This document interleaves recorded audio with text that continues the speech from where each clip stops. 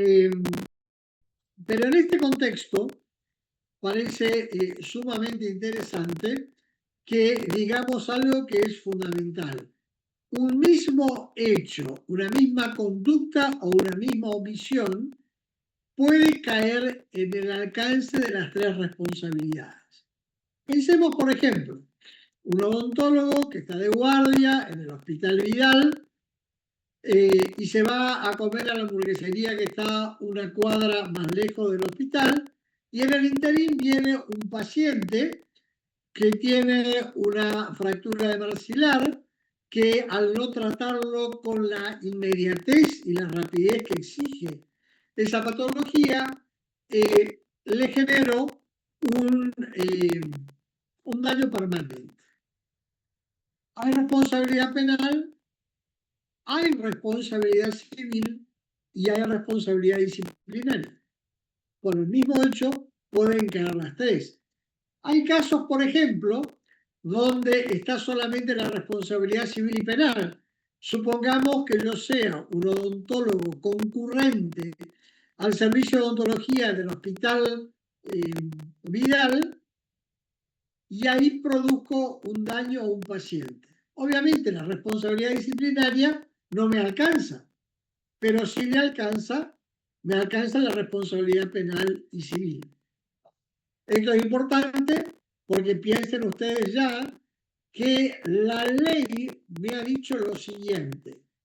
Para habilitarme al ejercicio de la profesión, la ley me dice que estos son los requisitos y presupone que estas son las actividades que yo puedo hacer. Las haya estudiado o no. O sea, supongamos, extracción de terceros retenidos, no lo hice porque en la práctica ya no se exige en cirugía. Bueno, pero si la ley lo dice, y acá viene lo importante, la ley presupone que yo sé hacer. Entonces tengo que ser muy claro al exponer por qué no lo hice. Detengámonos un momento en la responsabilidad disciplinaria. En primer lugar, cuando uno es agente de la administración pública, tiene derechos que son de carácter general y obviamente los que son de carácter económico. Básicamente el salario que vamos a recibir o el sueldo técnicamente a cambio de una prestación en forma inmediata y permanente, directa, por supuesto. Pero yo estoy en una estructura administrativa, en consecuencia, yo tengo relaciones de subordinación, porque el de arriba me dio la indicación, y de subordinación, porque el de abajo ve si recibe o no la orden, si la cumple o no. Entonces, lo primero que hay que decir es que un inferior puede controlar la orden que recibe del superior. Primero, estableciendo que efectivamente el que da la orden sea el superior. O sea, no puede venir el ministro y decirme haga tal cosa. No, no. El jefe del servicio es el que me tiene que dar la indicación. Segundo, que tiene que vincularse sobre actos específicos del servicio. Es decir, más allá de que cada uno tiene que pagar el derecho de piso según la práctica habitual en la administración pública, el hecho que me manden a comprar cigarrillos en el kiosco de la esquina o el kiosco de enfrente no es un acto de servicio. Tiene que ser competente para esto. ¿Qué significa? Si el director del hospital es un médico, o es un bioquímico, o es un kinesiólogo, ¿qué competencia tiene para darme a mí una instrucción de cómo debo hacer yo una extracción de dientes? De ninguna manera. Que me tiene que dar es el que tiene la competencia directa para hacer. Y la última es que tiene que hacerse de la manera que habitualmente se dan las órdenes. Y acá es importante porque en el derecho público las órdenes verbales que da un superior deben entenderse como órdenes del derecho público. ¿Pero qué? ¿Qué pasa acá?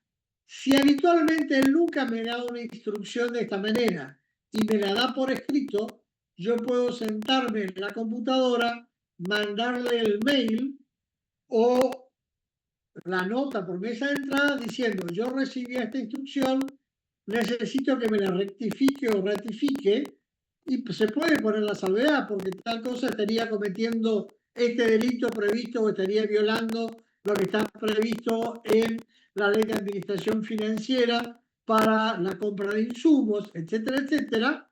Y si él me ratifica, yo estoy obligado a cumplirla, no me puedo negar, pero la responsabilidad ya es libre. Porque cuando hablamos de responsabilidad, y discúlpenme que utilice un término que algunos pensarán que es chabacano, es si el primer juego que yo aprendí cuando era chico era jugar a la embopa, ¿por qué ahora voy a cambiar? O sea, ¿qué era la embopa? Vos quedaste y le tocaba al otro para que el otro quede, ¿se acuerdan? Bueno, funciona lo mismo en las relaciones jurídicas en el ámbito de la administración pública. Yo ya cumplí, te pasé a vos la pelota, hacela vos. Pero si yo cumplo, no es responsabilidad mía, sino que es tuya. Y digo esto porque en este contexto grave que estamos viviendo hoy los argentinos y en particular los universitarios, que estamos en una situación de desfasaje de los salarios que están llegando a niveles paupérrimos, muy por debajo de lo que cobra habitualmente el salario mínimo vital y móvil en el caso de los docentes simples, y en el caso de los de dedicación exclusiva, que en principio estarían inhabilitados para el ejercicio de la profesión, salvo 5 horas semanales, se darán cuenta que es muy difícil poder cumplir con las funciones. Y lo que se hace habitualmente en este tipo de actividades, que también se hace en los hospitales, es hacemos asamblea. Y se dice en la asamblea. Bueno, yo les voy a dar la primera mala noticia. Si lo que se dice en la asamblea no está registrada en un acta donde firmen varios, y les puedo asegurar que cuando se genere un inconveniente y busquen testigos, no van a encontrar ninguno que afirme que de esa manera se trató y se decidió en la asamblea profesional.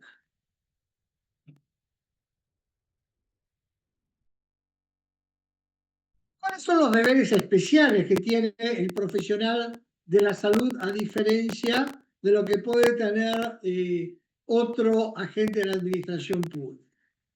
En primer lugar, el deber, y decimos deber porque en realidad se trata de los derechos que tiene el profesional, las obligaciones que tiene el profesional en este caso, pero que tienen un manto de eticidad o de moralidad que son fundamentales.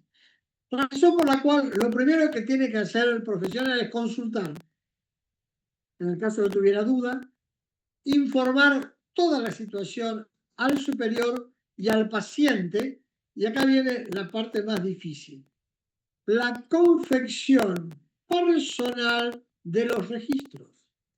Es decir, si vos le dictás a uno para que te haga la historia clínica, tiene que estar tu firma. Si no está tu firma, aunque vos hayas escrito en una despatarrada letra que tenemos los profesionales de la salud, hermano, es tu problema. Y el tercero, que es siempre el más inconveniente, aunque no lo parezca, es el de la capacitación y colaboración. Es decir, me tienen que dar los tiempos para que yo me capacite, pero al mismo tiempo aumenta mi responsabilidad porque yo recibí esa capacitación. Y es lo primero que va a pedir el juez. El juez va a pedir su currículum vitae. Y si usted puso que asistió a un curso de urgencias de shock anafiláctico en consultorio odontológico, y quiere el curso, pero en realidad usted no fue al curso, fue Juancito y firmó por mí, y usted está en una situación donde tendría que aplicar esos conocimientos, el juez lo va a tener en cuenta como un demérito para usted, porque le va a decir, si usted estudió, usted se capacitó para hacer esto, ¿por qué no lo hizo? Y esto genera, naturalmente, nuevas complicaciones. Y aquí aparece que lo que es técnicamente disponible en la responsabilidad disciplinaria es la aplicación de sanciones mediante un procedimiento objetivo llamado información sumaria cuando las sanciones son de poco monto, o el sumario, donde ustedes también pueden participar naturalmente con el acompañamiento técnico de un abogado. Las sanciones que puede imponer la administración pública son de dos tipos. Las correctivas, que es simplemente un apercibimiento o llamado de atención que queda registrado en el legajo del agente, o bien la suspensión hasta 30 días. O si no, son sanciones depurativas.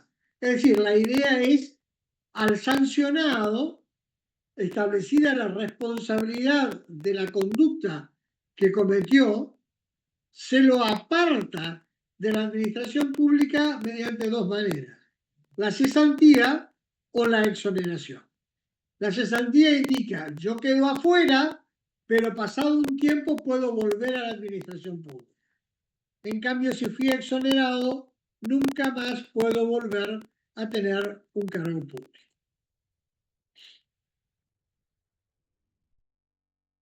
Ahora, todo esto que estamos diciendo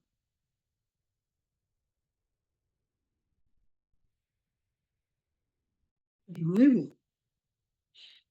Y lo primero que hay que decir tajantemente es: no, no es nuevo, es muy viejo.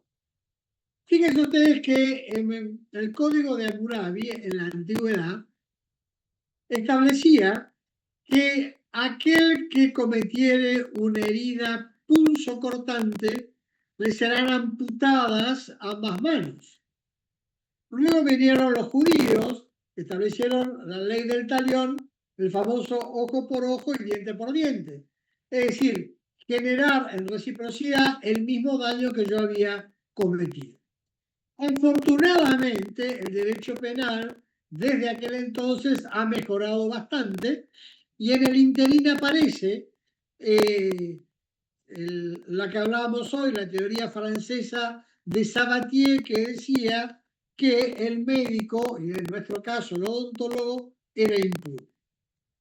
Pero hay un caso interesante. Esas dos legislaciones, muy antiguas por cierto, establecían que yo tenía que pagar con mi propio cuerpo el daño que había generado. Hasta que en Londres, en plena Edad Media, en 1354, aparece el primer caso de responsabilidad civil. Es decir, 4 testigos expertos, que serían los peritos, aunque el Código Procesal Penal Nuevo de Corrientes vuelve a hablar de testigos expertos, establecieron que en un caso de un paciente que demandó al hospital, si su odontólogo lo hubiera atendido con la celeridad y la premura que el caso indicaba, no hubiera tenido una lesión de tipo permanente. Y tuvo que pagar bastantes miles de liras de aquel entonces hasta la muerte del paciente. Ahora, parecería ser que hay, gracias al periodismo en particular, que es el que nos cuenta estas cosas, un aumento casi frenético, les diría yo, de los juicios de mala praxis que, insistimos, lo asociamos directamente a los profesionales de la salud. ¿Cómo será que esto impactó de manera sensible y directa a la sociedad en su conjunto, que la aparición de una disciplina que ustedes la estudiaron en el seminario de ética, que no es otra cosa que la bioética, aparece como el mecanismo para enfrentar a los juicios de responsabilidad profesional o malpractice en el modelo norteamericano? 1970 en adelante. Ahora, este incremento de causas de juicio en el mundo, y la Argentina no está exenta de ¿A quién le podemos echar la culpa del aumento de estos juicios? En primer lugar, al paciente. ¿Por qué? Porque el paciente tiene un afán de enriquecimiento, sobre todo los que demandan, ¿no? Hay ignorancia sobre las complejidades del diagnóstico y las complejidades terapéuticas y la evolución que se da en la terapéutica para intentar solucionar la patología que lo aqueja al paciente. Una moda, y como toda moda siempre es transitoria, la necesidad de encontrar culpables. Y esto es muy antiguo. Piensen ustedes que en la Biblia está: hombre, Adán, no hagas esto. Pero yo no lo fui, a mí me sugirió Eva. Eva, ¿por qué comiste la manzana si te dije que no tenías que comer? A mí no me sugirió la víbora. ¿Qué queremos decir con esto? Casi jocosamente, aunque en realidad es víbora. Porque siempre buscamos que alguien distinto a mí sea el culpable de mi dolor o de la muerte de un ser querido. Pero en realidad lo que está impactando sensiblemente a partir del siglo XX, a finales del siglo XX, es la desvalorización de la imagen del odontólogo. ¿El odontólogo es responsable del incremento de estos juicios? Sí, ciertamente que sí. Primero, por la falta de información de sus propios deberes. Cree que tiene derecho nomás y no es así. Segundo, la falta de la adecuada actualización. ¿Se acuerdan que decíamos que está bien que yo me actualice, pero tengo que utilizar esa actualización, sobre todo en beneficio del paciente? Y al propio tiempo la ley me dice, che, tenés que actualizarte, si no, también cometés daño. Fíjense, juega un ida y vuelta, ¿sí? No es de un solo lado, siempre. Tercero, la incapacidad de decir no. No a ser el odontólogo del paso. No a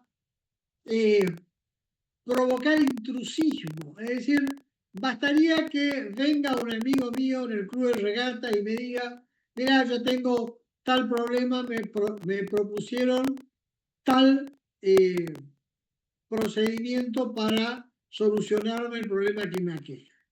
Y que ustedes, que son odontólogos, que son conocidos, simplemente le digan que te sugirió qué cosa.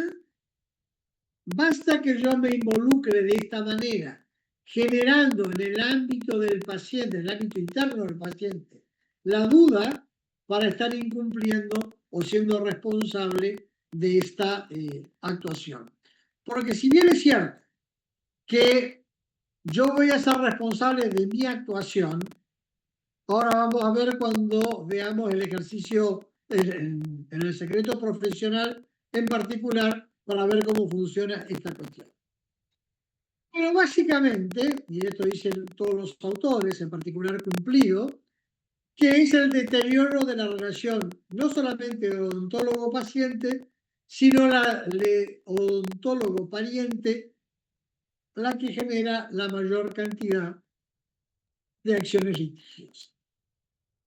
Fíjense, odontólogo-paciente, odontólogo-pariente. Y obviamente los abogados también son los responsables de esto, no vaya a creer que son los pacientes o los odontólogos. ¿Por qué? Primero porque hemos bastardeado un principio fantástico de raigambre constitucional, que es el beneficio de litigar sin gasto. Es decir, sin necesidad de pagar de entrada las costas del juicio y los gastos que genera el juicio y los honorarios del profesional que me atiende en el juicio, antes de iniciar la acción judicial. En el modelo norteamericano, que tiene, dicho sea de paso, mucho más juicio que nosotros, el cliente tiene que pagarle al abogado sus honorarios profesionales al inicio del juicio. que se calculan más o menos para, siendo un abogado junior, siendo un abogado recién recibido, entre 3.000 y 5.000 dólares de honorarios que hay que depositar a la orden del juez. O sea, imagínense, por una demanda que sea inferior a los 5.000 dólares y nadie va a juicio, porque sería muy caro. Y el otro es el corretaje. Así como ha aumentado sensiblemente el número de egresados de la Facultad de Odontología de la Universidad Nacional del Nordeste y de otras facultades públicas y privadas del país, de la misma manera ha aumentado el número de abogados. Entonces, el abogado que hace 35 años, 40, cuando yo me recibí, se quedaba en su estudio jurídico esperando que venga el problema que lo traía su cliente, hoy han comenzado a salir a buscar a esos clientes. Y uno de los lugares donde habitualmente están es en los pasillos de los hospitales. O sea, se van y se ponen, por ejemplo, a la salida de terapia intensiva. Señora, ¿cómo le atendieron? Mal, me maltratan, no me dan información. Vamos a hacer juicio. Señora, ¿cómo le trataron? Y la verdad que el doctor es un amor, me trató muy bien, me explicó. Sí, pero podemos buscar porque a lo mejor encontramos algo para que usted gane más dinero. Y esto sucede habitualmente.